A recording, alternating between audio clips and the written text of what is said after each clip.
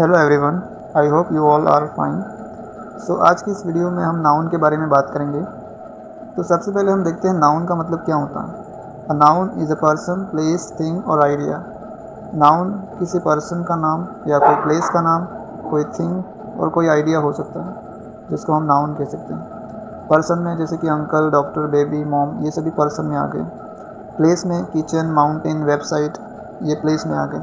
Thing में Apple, flower, continent, जितने भी ऑब्जेक्ट दिख रहे हैं हमारे आसपास उनके कुछ ना कुछ नाम होते हैं, तो ये सभी नाउन के अंतर्गत आते हैं। या कोई आइडिया हो, रिस्पेक्ट, प्राइड, एप्रिसिएशन, लव, ये सभी क्या है, नाउन है। ठीक है, पर नाउन को कैटेगराइज किया गया है, अलग अलग कैटेगरी में विभाजित किया गया है, जिसको हम देखेंगे।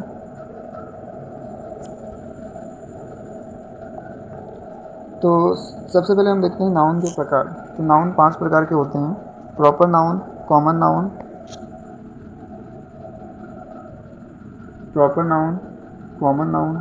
कलेक्टिव नाउन, मटेरियल नाउन और एब्स्ट्रैक्ट नाउन। ये 5 प्रकार के नाउन होते हैं इंग्लिश ग्रामर में, जिसको हम इस वीडियो में समझेंगे। तो सबसे पहले हम प्रॉपर नाउन के बारे में बात करेंगे। तो प्रॉपर नाउन और स्पेसिफिक नाउन, पर्सन, प्लेस और थिंग। ठीक है, that is always capitalised because it is a name. ठीक है, किसी पर्टिकुलर पर्सन की बात की जा रही है, किसी पर्टिकुलर प्लेस की बात की जा रही है, या किसी पर्टिकुलर थिंग की बात की जाती है। जब हम पे पर्टिकुलर चीज़ आती जाती है, वहाँ पे वो जो चीज़ कहलाती है वो प्रॉपर नाउन कहलाती है। जैसे Canada is a beautiful city. ठीक है, सिटी एक कॉमन नाउन है, पर सिटियों में भी एक पर्टिकुलर सिटी की बात की जा रही है जो कि कैनेडा यहाँ पे बताया गया है, तो कैनेडा यहाँ पर प्रॉपर नाउन हो जाएगा। दूसरा है John is eating a mango, तो जॉन भी यहाँ पे प्रॉपर नाउन होगा, क्योंकि जॉन किसी पर्टिकुलर पर्सन के बारे में बात की जा रही है। थर्ड है Rubina is very beautiful girl, so Rubina भी प्रॉपर नाउन के अंतर्गत आएगी। ठीक है, next common noun. Common noun यानी जनरल पर्सन, प्लेस और थिंग। ठीक है, कोई जनरल पर्सन, प्लेस और थिंग के बारे में बात की जाती है तो वहाँ पे कॉमन नाउन आता है। ठीक है, जैसे कि एक एग्जांपल के थ्रू हम देखेंगे, I want go to the cemetery. यहाँ पे कैमेट्री जो शब्द है इसका मतलब होता है कब्रिस्तान, तो ये जो कैमेट्री है वो कॉमन नाउन है। ठीक है, क्योंकि यहाँ पे कब्रिस्तान की तो बात की जा रही है, पर कौन से कब्रिस्तान की बात की जा रही है वो हमें नहीं पता है। किसी पर्टिकुलर कैमेट्री की बात नहीं की जा रही है, सिर्फ कैमेट्री की बात की जा रही है, तो ये कॉमन नाउन के अंतर्गत आएगा। सेकेंड है we will play basketball, so here basketball is also common noun. ठीक है, next he will not drink a tea, so tea is also come under in common noun. ठीक है, नेक्स्ट बात करते हैं हम कलेक्टिव नाउन।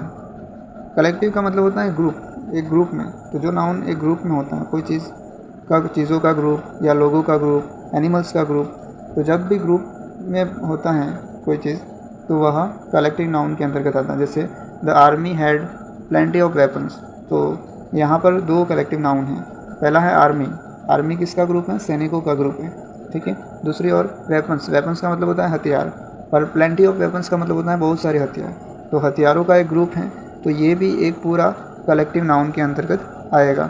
नेक्स्ट है she drop the bowl of rice, rice bowl means कटोरा, तो चावल का कटोरा, तो चावल भी बहुत सारे हैं। ठीक है, तो ये कलेक्टिव नाउन के अंतर्गत आएंगे।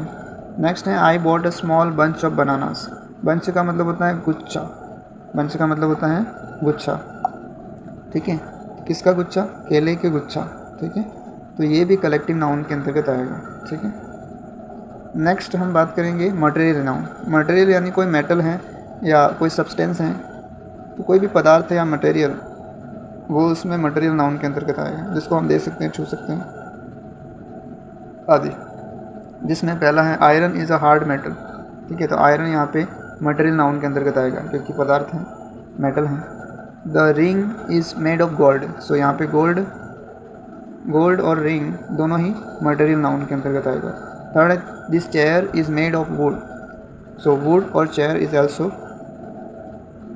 Material noun. ठीक है, अब हम बात करेंगे एब्स्ट्रैक्ट नाउन। ये सबसे अलग है थोड़ा ये नाउन। एब्स्ट्रैक्ट यानी कि जिसको हम छू नहीं सकते, देख नहीं सकते, सिर्फ महसूस कर सकते हैं।